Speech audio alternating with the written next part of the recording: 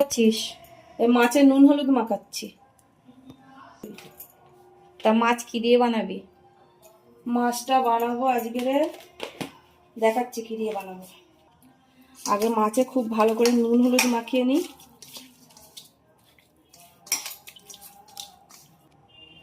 মাছের ঝোল বানাবো আজকে, শিম আর আলু দিয়ে বানাবো। তো শিম আলু কেটে ধুয়ে পরিষ্কার করে নিয়েছি। আর দেবো বড়ি। আর মাছের ঝোলের মশলা হলো আদা, ধনে, জিরে, আর এখানে আছে শুকনো লঙ্কা, কাঁচা লঙ্কা। আর এখানে কড়াই বসিয়ে দিয়েছি। তো মশলা করার আগে আমি এগুলো একটু হালকা ভেজে নেব। মশলাগুলো ভাজার জন্য খুব ভালোভাবে নেড়ে দেবো। তো মশলা হালকা ভাজা হয়ে গেছে, আর নামিয়ে নেব। আর কড়াই বসিয়ে দিয়েছি মাছ ভাজার জন্য। তো তেল দিয়ে দেবো। তো তেল গরম হয়ে গেছে, আর মাছগুলো ভাজার জন্য দিয়ে দেবো।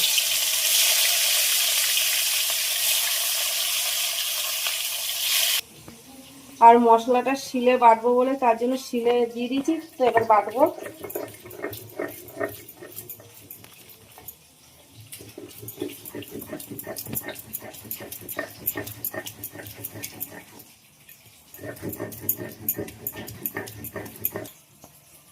তো মশলা খুব ভালোভাবে বাটা হয়ে গেছে, আর এবার উঠিয়ে নেব। মাছটা ভাজার জন্য এই পিসটা উল্টে দেবো।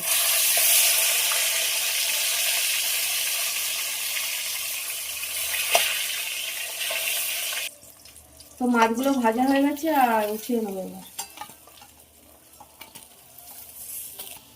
ওই তেলের মধ্যে শিমগুলো ভেজে নেব। শিমগুলো ভাজার জন্য খুব ভালোভাবে নেড়ে দেবো। শিম ভাজা হয়ে গেছে, আর এবার উঠিয়ে নেব।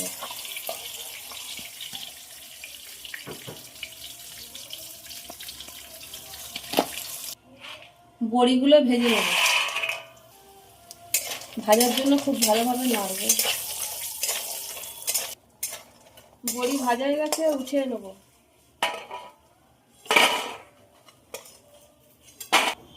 ফোড়নে দেবো কালো জিরে। আলুগুলো দিয়ে দেবো। আলুগুলো দিয়ে খুব ভালোভাবে ভাজার জন্য নেড়ে দেবো। দিয়ে দেবো হলুদ, দিয়ে দেবো নুন,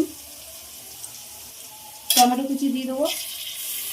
সব কিছু দিয়ে খুব ভালোভাবে নেড়ে দেবো। বাটা মশলাটা দিয়ে দেবো। বাটা মশলা দিয়ে খুব ভালোভাবে নাড়বো।